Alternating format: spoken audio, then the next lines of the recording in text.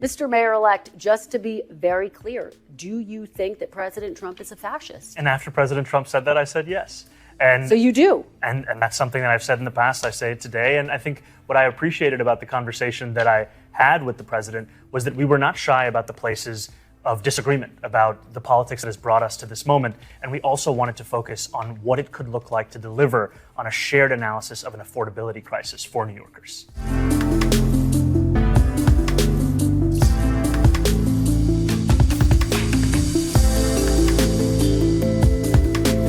I think working for the people of New York City demands that you work with everyone and anyone, and that you always look to find those areas of agreement while not overlooking the places of disagreement. And I think this was something that came up in our meeting. We spoke about immigration.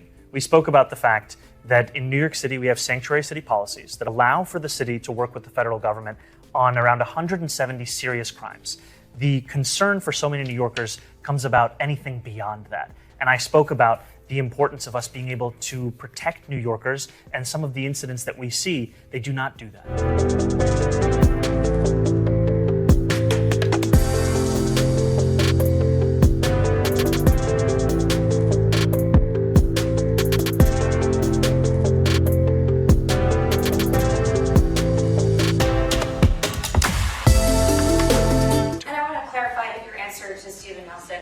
He asked about your comment calling the president a fascist, and your answer was, both President Trump and I have been clear about our positions and our views.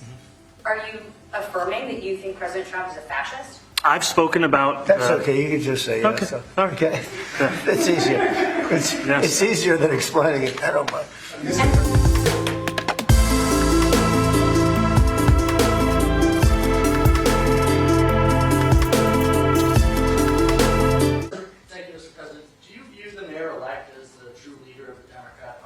And do you think Leader Schumer and Leader Jeffries, have to follow his lead?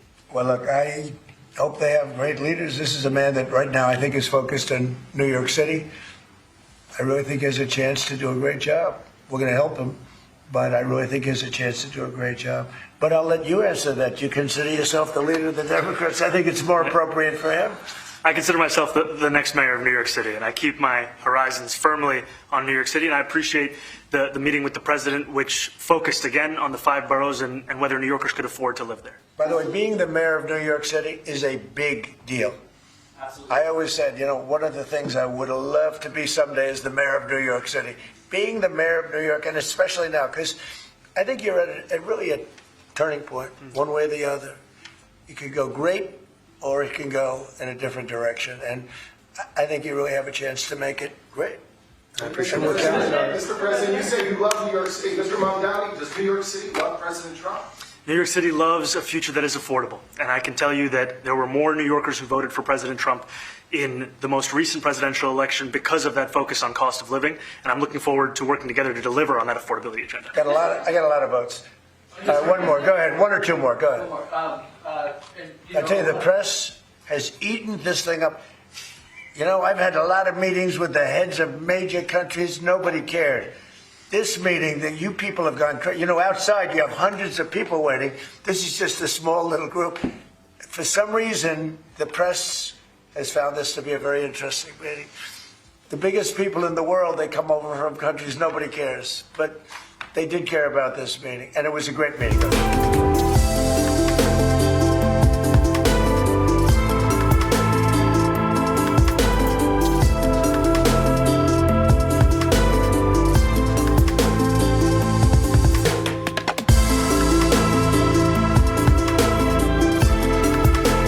Joining us now is political commentator Shemaika Michelle. Shemaika, always great to see you. Hope you are well there in North Carolina. Now we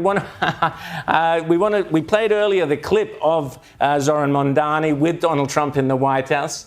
We played it earlier, it was great, but we want to get your opinions on it. So the great socialist, communist, whatever he is, went to the White House. What did you make of the way Donald Trump dealt with him?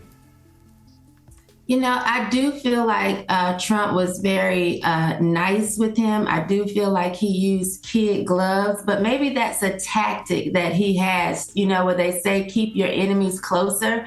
Maybe that's actually what he was doing. I've watched Trump over the years, and sometimes I don't agree with the way he goes about things, but it seems more often than not that his way is the right way. So I'm still just trusting in him as the leader of this country and hoping that he actually knows what he's doing. It's hard for me to think that you could meet a socialist or a communist halfway or try to get along with them, but he has been elected, he is in office, and so I'm just going to see how it all plays out. Rita. He was very complimentary. I was shocked. Yes. But they're both New Yorkers and he wants New York to succeed. He's had a big week. Cristiano Ronaldo, possibly the biggest sporting superstar anywhere in the world, was at the White House. Tell me about that.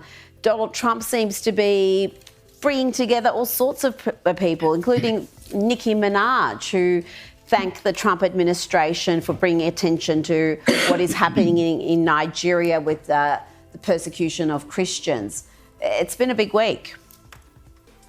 Yeah, you know, this is one of Donald Trump's strong suits. He has the ability to bring people together. I think he's a very likable person, which is why the left works so hard to make people not like him. They actually have to make up lies and spin certain narratives so that he's not the person that he's always been. He was always pretty much beloved here, even by the hip hop community. So Nicki Minaj coming out and taking this stance is not really surprising to me. He was the American dream for so long until he looked to be a threat to the left or to the establishment. So I'm not surprised that so many people want to be around him, want to be in his presence. This is the type of person he is and has always been. Caroline. Shamika, we saw obviously the Trump's very cordial meeting with Mamdani. One of the things that the New York mayor-elect has been criticized for is for refusing to condemn comments like globalize the intifada. Now, he walked that back a little bit in his campaign, but then in Manhattan this week, we saw a group of protesters outside a synagogue. I think we might have this clip. We don't, unfortunately, but they were chanting that very phrase, globalize the Intifada revolution, outside the synagogue with a 93-year-old rabbi inside who was a Holocaust survivor and had lived through all of that the first time around. What did you make of that? Do you think that someone like Mamdani can really stamp out anti-Semitism in the city?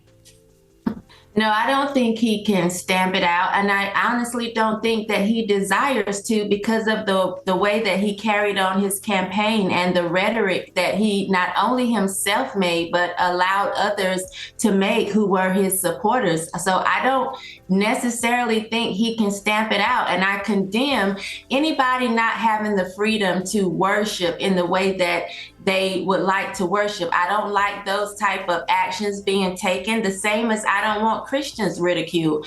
So I don't like what's happening, and I don't think he is the person who will actually stamp that out. Again, this is why I said I don't feel like you can meet a socialist or a communist halfway.